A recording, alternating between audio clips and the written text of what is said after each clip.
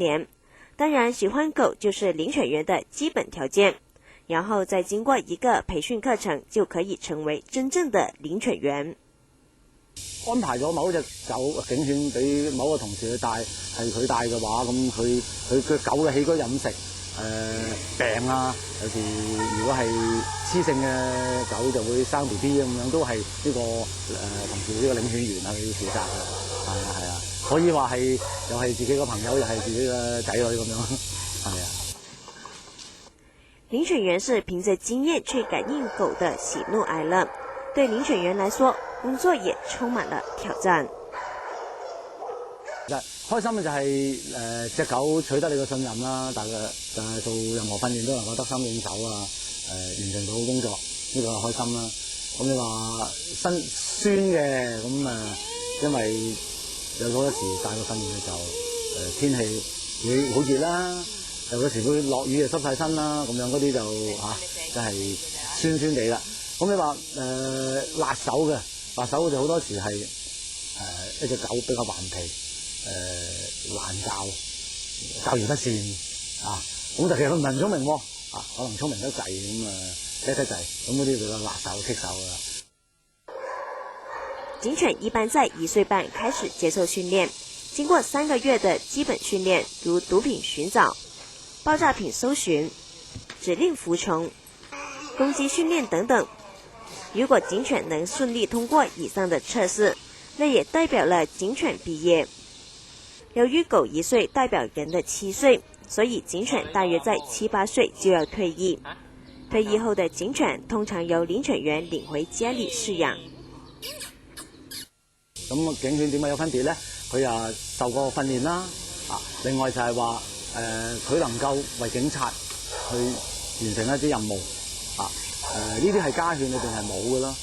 譬如家犬佢一樣會攻擊人，會咬人，咁可能佢係自發性同埋係漫無目的嘅。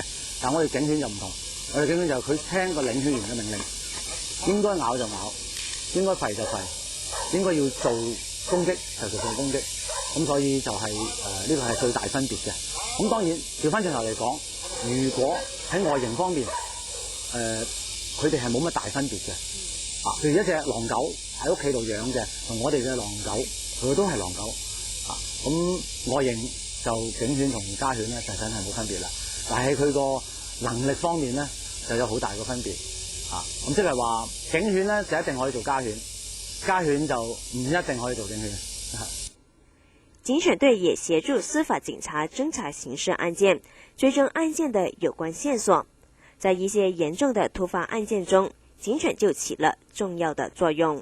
喺睇先1999年12月尾，咁有隻狼狗係做追蹤嘅，咁喺好似係新橋嗰附近就發生一單係一宗嗰個碎屍案有個棄屍係有個屍體棄置咗喺個巷裏邊，咁我哋隻狗去到同我領員去到嘅時候，喺個屍體個棄置嘅地點，跟住一路就能夠追溯翻去佢嗰個兇案第一現場。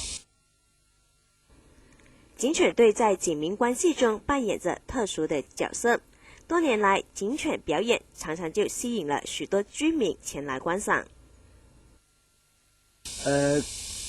警犬喺警隊裏邊就係警察嘅一份子啦，就其實就係大家都去負責唔同嘅工作，好似譬如交通警，佢會負責交通嘅工作；移民警會負責出入境嘅工作。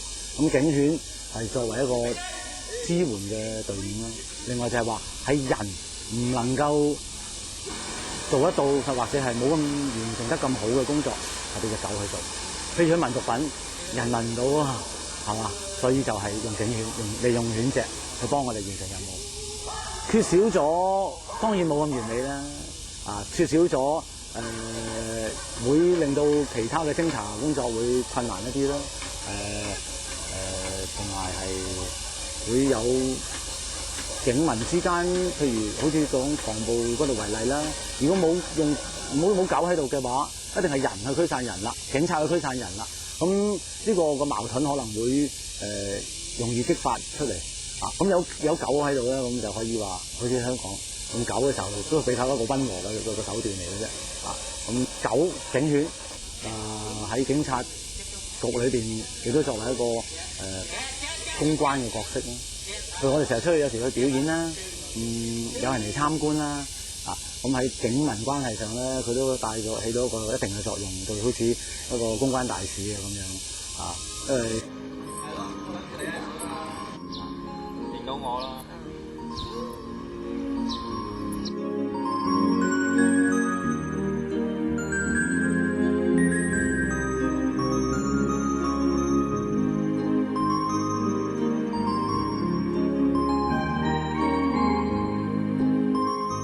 首先我哋係一個領犬員帶一隻狗，咁一隻狗某一隻警犬係只係聽一個領犬員嘅命令嘅啫，咁佢哋就會建立起朋友嘅關係，一個互信嘅關係。